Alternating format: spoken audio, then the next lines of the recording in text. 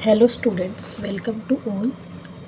Ninth class का chapter 2 हमने start किया है, जिसके 2.1 एंड 2 हम ऑलरेडी कर चुके हैं। आज एक्सरसाइज 2.3 करेंगे हिंदी मीडियम के। तो क्वेश्चन नंबर फर्स्ट देखिए, एक विद्यार्थी के बचत बैंक खाते में 500 रुपये जमा है। तो सबसे पहले हम लिखते रहेंगे, इसका उत्तर लिखेंगे। जमा राशि लिख लेते हैं पहले। जमा राशि इज इक्वल टू हमारे पास क्या है, रुपये 500। ठीक है। अब आगे देखो क्या पूछा गया। उसे रुपये 150 प्रति माह जेब खर्च के रूप में मिलते हैं।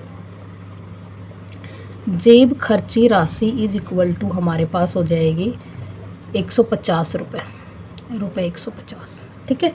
अब आगे बोला है, दूसरे महीने से लेकर प्रत्येक महीने के अंत में उसके पास खाते में कितनी राशि होगी, nवें महीने में उसके खाते में जमा धनराशि को दर्शाने के लिए एक रैखिक व्यंजक बनाइए। ठीक है। ये तो हमारे पास जमा राशि है, ये जेब खर्ची जो मिलती है हर महीने वो है। अब हमारे पास पहले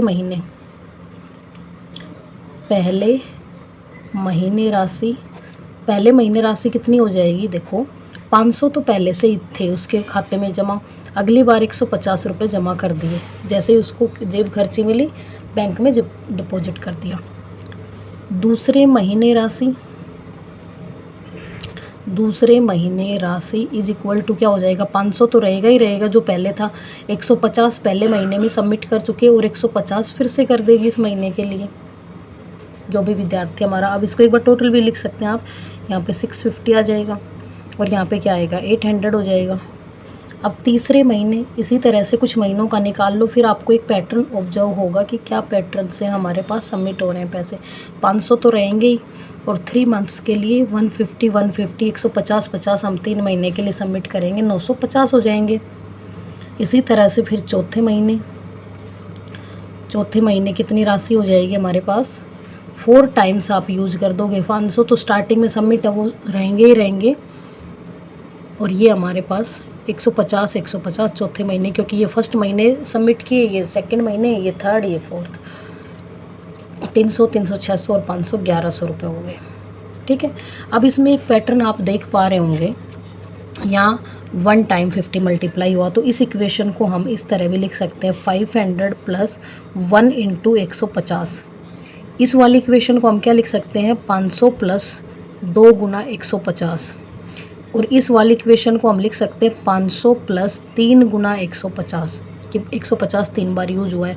और इस वाली इक्वेशन को लिख सकते हैं 500 + 1 2 3 4 × 150, कि 4 बार 150 यूज हुआ है, तो इसको 4 × 150। अब आप देख पा रहे होंगे, पहले महीने में यहाँ 1 आया, दूसरे महीने में यहाँ 2 आया, तीसरे महीने में यहाँ 3 आया, चौथे महीने में यहाँ 4 आया। 500 सब जगह फिक्स है और 150 सब जगह फिक्स है। इसी तरह हमारा 5वां महीना आएगा, 6वां 7वां 8वां 9वां, और ऐसे ये चलता रहेगा। तो हम पहुँचेंगे nवें महीने पे। nवें महीने, अब nवां महीना हमें नहीं पता कौन सा है, तो nवें महीने इज इक्वल टू, ये इक्वेशन बनती जा रही है। तो 500 रुपये तो हमारे पास डिपॉजिट थे, वो तो रहेंगे ही, प्लस जितना महीना है उससे 150 रुपये की मल्टीप्लाई करनी है। और 150 की मल्टीप्लाई क्यों करनी है, क्योंकि 150 रुपये हर महीने हम डिपॉजिट कर रहे हैं, n महीने होंगे, तो हमारे पास बनेगा 500 + 150 n व्यंजक बन जाएगा, जो कि हमारा एक रैखिक व्यंजक है nवें महीने के लिए। ठीक है। नेक्स्ट क्वेश्चन नंबर 2 देखेंगे। क्वेश्चन नंबर 2 है, एक रैली 120 सदस्यों के साथ प्रारंभ हुई। ठीक है। तो इसका आंसर हम स्टार्ट करेंगे। प्रारंभ में रैली में सदस्य इज इक्वल टू कितने हो जाएंगे, 120 है। प्रत्येक घंटे के पश्चात 9 सदस्य समूह से बाहर हो जाते हैं। 1 2 और 3 घंटे के पश्चात कितने सदस्य रैली में बने रहेंगे, मतलब 3 घंटे बाद बताना है। ठीक है। तो प्रत्येक घंटे, पहले घंटे के बाद रैली में सदस्य इज इक्वल टू क्या हो जाएगा, 120 में से 9 माइनस कर देंगे, कितने बचेंगे हमारे पास, 111। इसी तरह से दूसरे घंटे के बाद रैली में सदस्य दूसरे घंटे के लिए एक बार 9 तो माइनस हो चुका, फिर से 2 बार, अब 2 घंटे हैं तो 2 गुना 9 लिख देते हैं हम डायरेक्ट ही, 120 माइनस 18 हो जाएगा। ठीक है, तो 18 इसमें से आप माइनस करेंगे तो हमारे पास बचेगा 102 सदस्य। 2 गुना 9 क्यों लिख दे, क्योंकि 2 बार 9 माइनस करना था, इसलिए 2 गुना 9 ही लिख लिया पहले। अब तीसरे घंटे, क्योंकि 3 घंटे के बाद पूछा है हमें, तीसरे घंटे के बाद रैली में सदस्य, तीसरे घंटे में के बाद रैली में सदस्य 120 माइनस 3 इंटू 9 हो जाएगा। तीसरे घंटे के बाद 3 से गुना कर देंगे 9 को, और 9 को क्यों कर रहे हैं, क्योंकि हर एक घंटे में 9 आदमी बाहर हो रहे हैं। तो 120 माइनस 9 × 27। अब इसमें से हम माइनस करेंगे तो हमारे पास बचेगा 93। 120 हाँ 93, 27 माइनस करेंगे 93। मतलब ये क्वेश्चन यहाँ तक हमारा कंप्लीट हो गया है कि तीसरे घंटे के पश्चात सदस्य में रैली में 93 सदस्य बचेंगे। ठीक है, अब आगे पूछा है nवें घंटे के अंत में से सदस्यों की संख्या ज्ञात कीजिए। अब इसी तरह से जब आप आगे चलते जाएंगे तो चौथा घंटा, पाँचवा घंटा, छठा घंटा, इसी तरह से nवें घंटे में भी आएगा। nवें घंटे के बाद रैली में सदस्य इज इक्वल टू क्या हो जाएगा अपने पास 120 माइनस, यहाँ देखो पहले घंटे में 1 गुना 9 था, यहाँ पे 1 लिख सकते हैं आप, दूसरे घंटे में 2 गुना 9 था, तीसरे घंटे में 3 गुना 9 था, तो nवें घंटे में क्या हो जाएगा n गुना 9। 9 सदस्य एक घंटे में निकल रहे हैं तो nवें घंटे में n गुना 9, जिसको कि आप 120 माइनस 9n लिख सकते हैं, 120 माइनस 9n। क्वेश्चंस बस इजी है, आप इसकी लैंग्वेज समझ के, और अगर लैंग्वेज समझ जाते हो तो इजीली सोल्व कर पाओगे। बस क्वेश्चन लिखे हुए लेंथी दिख रहे हैं, इनको देख के घबराना नहीं है कि इतने बड़े बड़े क्वेश्चंस हैं। आंसर बहुत ही छोटे और बेसिक सा कॉन्सेप्ट है, अगर थोड़ा सा ध्यान से आपने क्वेश्चन पढ़ा है तो आराम से कर लेंगे। अब क्वेश्चन नंबर 3 को देख लीजिए। मान लीजिए कि एक आयत की लंबाई 13 सेंटीमीटर है, आयत का क्षेत्रफल ज्ञात कीजिए। तो अब आयत का क्षेत्रफल का फॉर्मूला पता होना चाहिए, तो इजीली कर पाओगे आप। आयत का क्षेत्रफल इज इक्वल टू होता है हमारे पास लंबाई गुना चौड़ाई, लंबाई गुना चौड़ाई। ठीक है, अब लंबाई 13 सेंटीमीटर दे रखी है और चौड़ाई की 3 कंडीशंस दे रखी हैं। एक बार चौड़ाई 12 सेंटीमीटर है, एक बार 10 सेंटीमीटर है और एक बार 8 सेंटीमीटर है। तो आयत के क्षेत्रफल को दर्शाने वाला रैखिक प्रतिरूप भी बताइए। ये हम बताएंगे सबसे पहले, इसके इन तीनों पार्ट्स को सोल्व करेंगे, फिर देखेंगे क्या पैटर्न बनेगा। यहाँ पे हमारे पास क्या है, लंबाई इज इक्वल टू तो 13 सेंटीमीटर रहेगी सभी में ही, और चौड़ाई फर्स्ट पार्ट में दे रखी है 12 सेंटीमीटर। ठीक है, अब क्षेत्रफल चाहिए हमें आयत का। आयत का क्षेत्रफल इज इक्वल टू, अभी हमने किया है L इंटू बी लिख सकते हैं, L लेंथ इंटू ब्रेड्थ, लंबाई गुना चौड़ाई। अब करेंगे हम इसको, तो देखिए क्षेत्रफल इज इक्वल टू 13 सेंटीमीटर गुना 12 सेंटीमीटर। 12 और 13 की गुना करेंगे तो 12 × 36, 6 और 3 कैरी जाएगा, 12 × 12 और 3 15 सेंटीमीटर स्क्वायर। 2 बार सेंटीमीटर आया इसलिए सेंटीमीटर का स्क्वायर हो गया, वैसे भी क्षेत्रफल हमेशा स्क्वायर में ही होता है। इसी तरह से इसका सेकंड पार्ट करेंगे। सेकंड पार्ट में हमारे पास क्या है, L गिवन है 13, L तो 13 ही रहेगी, और B गिवन है हमारे पास 10 सेंटीमीटर। ठीक है, या अब ये बार बार मैं लंबाई चौड़ाई लिखने की बजाय L और B लिख रही हूँ। तो क्षेत्रफल इज इक्वल टू हो जाएगा हमारे पास L इंटू बी।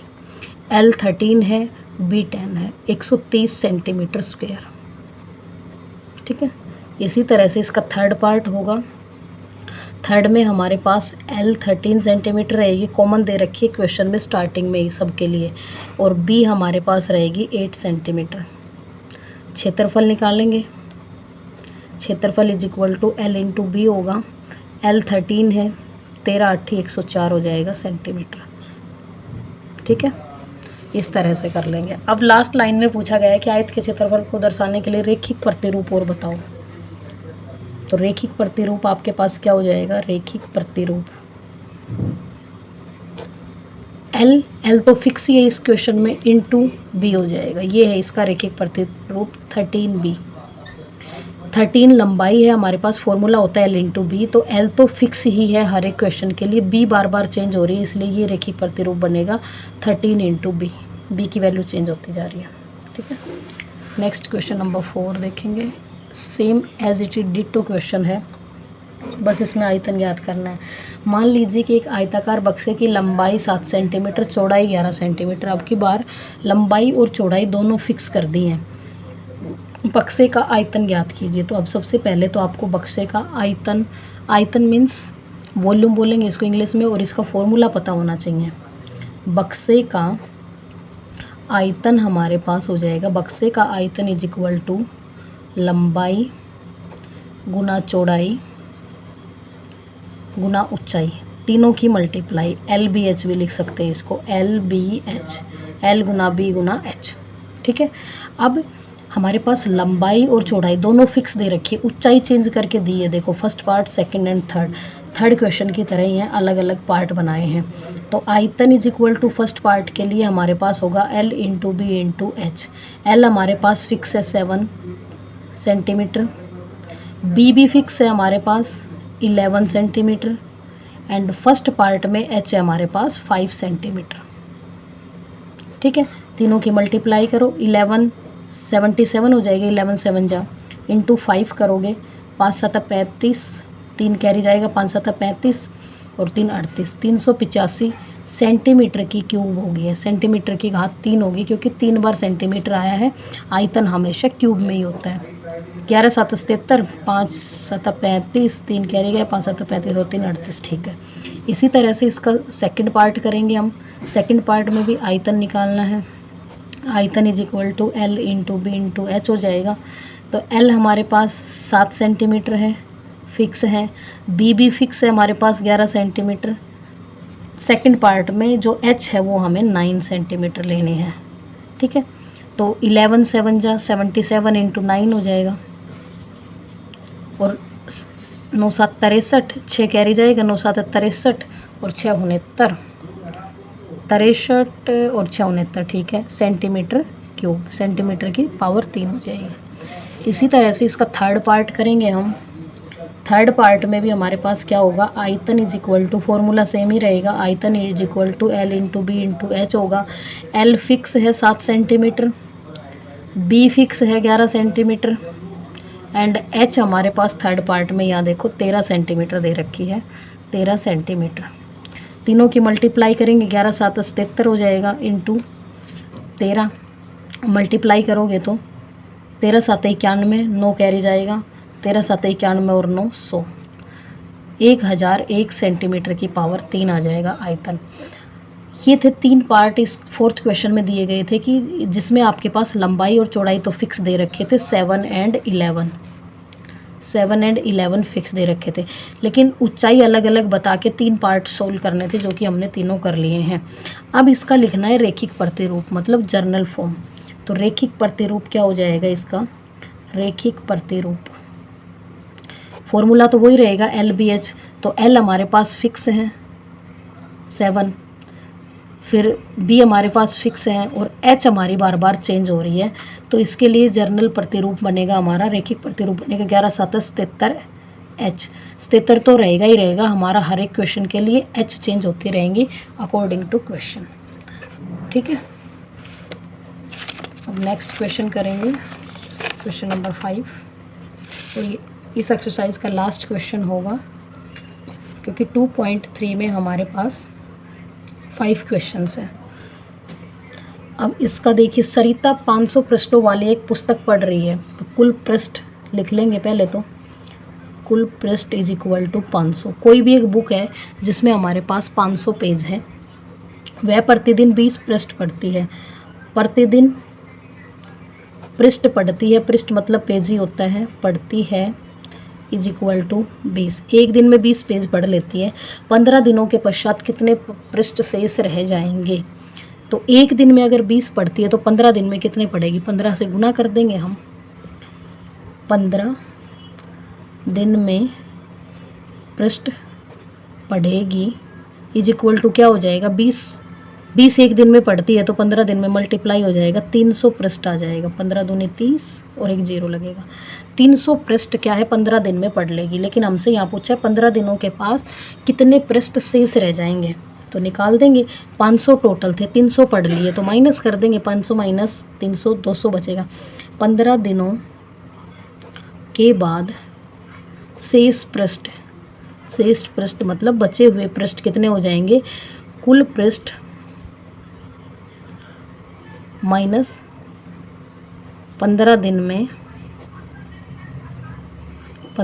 में पढ़े गए पृष्ठ कितना हो जाएगा, 500 माइनस 300 इज इक्वल टू 200 पृष्ठ उसके पास बच जाएंगे आफ्टर 15 डेज। 15 दिन के बाद 200 पृष्ठ बचे होंगे। अब आगे देखिए क्या बोला गया, इसे एक रेखिक प्रतिरूप में दिखाना है। हमें रेखिक प्रतिरूप में दिखाना है तो रेखिक प्रतिरूप के लिए हमें n दिन मानने पड़ेंगे। तो माना दिनों की संख्या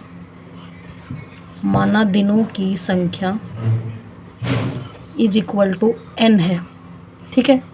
तो रेखिक प्रतिरूप कैसे बनेगा, रेखिक प्रतिरूप है ये, ऐसे नहीं है, इज इक्वल टू 500 टोटल पृष्ठ है, ठीक है, माइनस n दिनों में पढ़ने हैं और 20 एक दिन में पढ़ती है तो गुना हो जाएगी। जैसे 15 दिनों में कितने पढ़े वो निकालने के लिए हमने 15 गुना 20 किया था, ऐसे ही n दिनों में कितना पढ़ेगी, n गुना 20 हो जाएगा, क्योंकि 20 एक दिन में पढ़े जाते हैं। एक दिन की अगर कोई भी वैल्यू हमें पता होती है तो कितने भी दिन की हम मल्टीप्लाई करके निकाल सकते हैं। तो अब 500 माइनस में 20n इसका प्रतिरूप बन जाएगा। 500 टोटल पृष्ठ है, 20 एक दिन में पढ़ती है और n वो दिन हो जाएंगे जितने का भी क्वेश्चन में पूछा जाएगा, ठीक है। तो ये 5 क्वेश्चंस हमने 2.3 के एक्सरसाइज के कंप्लीट कर लिए हैं। अगर किसी को भी कोई क्वेरी हो, समझ ना आए तो आप कमेंट सेक्शन में कमेंट छोड़ सकते हैं। And do like, share and subscribe my channel. Thanks for watching.